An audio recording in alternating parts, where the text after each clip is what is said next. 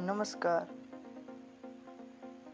आज के इस वीडियो में हम जानेंगे क्या श्राद्ध पितृ पूजा से कोई लाभ है या नहीं। भूत पूजा तथा पितृ पूजा क्या है, इन पूजाओं के निषेध का प्रमाण। पवित्र गीता शास्त्र के अध्याय 9 श्लोक 25 में लिखा है, भूत पूजा करने वाले भूत बनकर भूतों के समूह में मृत्यु के उपरांत चले जाएंगे। पितृ पूजा करने वाले पितरलोक में पितर योनि प्राप्त करके पितरों के पास चले जाएंगे। मोक्ष प्राप्त प्राणी सदा के लिए जन्म मरण से मुक्त हो जाता है। श्राद्ध क्रियाकर्म मनमाना आचरण है, यह शास्त्र में अविद्या कहा गया है। बल्कि गीता अध्याय 16 का श्लोक 23 और 24 में कहा है कि जो शास्त्र विधि को त्याग कर मनमाना आचरण करता है, उनकी ना तो गति होती है, ना ही उन्हें किसी प्रकार का आध्यात्मिक लाभ प्राप्त होता है। इसीलिए शास्त्र ही प्रमाण है। श्राद्ध करने वाले पुरोहित कहते हैं कि श्राद्ध करने से वह जीव 1 वर्ष तक तृप्त हो जाता है, फिर 1 वर्ष में श्राद्ध फिर करना है। विचार करें, जीवित व्यक्ति दिन में 3 बार भोजन करता था, अब एक दिन भोजन करने से 1 वर्ष तक कैसे तृप्त हो सकता है। यदि प्रतिदिन छत पर भोजन रखा जाए तो वो कौवा प्रतिदिन ही भोजन खाएगा।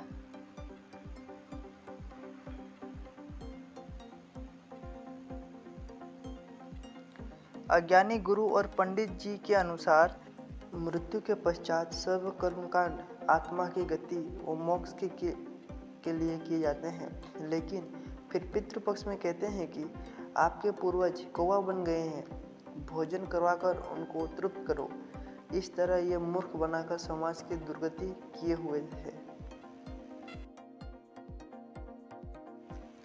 परमात्मा कबीर जी समझाते हैं कि हे भोले प्राणी, गरुड़ पुराण का पाठ उसे मृत्यु से पहले सुनाना चाहिए था, ताकि वो परमात्मा के विधान को समझकर पाप कर्मों से बचता, पूर्ण गुरु से दीक्षा लेकर अपना मोक्ष कराता, जिस कारण से वो ना प्रेत बनता, ना पितर बनता, ना पशु पक्षी बनता तथा आदि आदि के शरीर में कष्ट उठाता। मृत्यु के पश्चात गरुड़ पुराण के पाठ का कोई लाभ नहीं मिलता।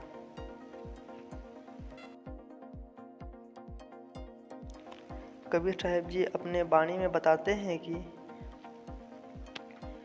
जीवित बाप के लट्ठम लट्ठा मुँह में गंग पहुँचिया, जब आवे आसूज का महीना कौवा बाप बनैया। कबीर साहब जी ने बताया है कि जीवित पिता को तो समय पर टूक या रोटी भी नहीं दिया जाता। मृत्यु के पश्चात उसको पवित्र दरिया में बहाकर आता है। कितना खर्च करता है। अपने माता पिता की जीवित रहते प्यार से सेवा करो, उनकी आत्मा को प्रसन्न करो। उनकी वास्तविक श्राद्ध सेवा तो ये है।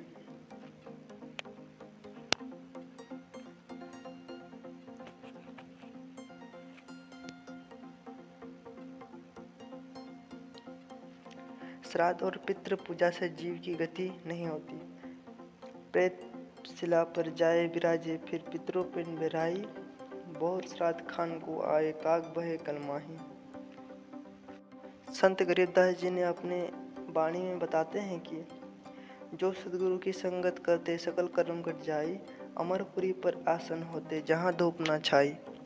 संत गरीबदास जी ने परमेश्वर कबीर जी से प्राप्त सूक्ष्म वेद में कहा है कि यदि सतगुरु या तत्वदर्शी संत की शरण में जाकर दीक्षा लेते तो सर्व कर्म कट जाते हैं, अर्थात ना प्रेत बनते, न गधा बनते, न बैल बनते।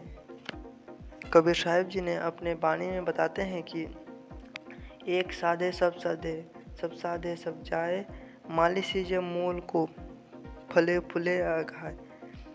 संत रामपाल जी महाराज सर्वसु को पूर्ण मोक्षदायक शास्त्रों को भक्ति साधना करवाते हैं, जिसके करने से साधक पितर भूत नहीं बनता, अपितु पूर्ण मोक्ष प्राप्त करता है।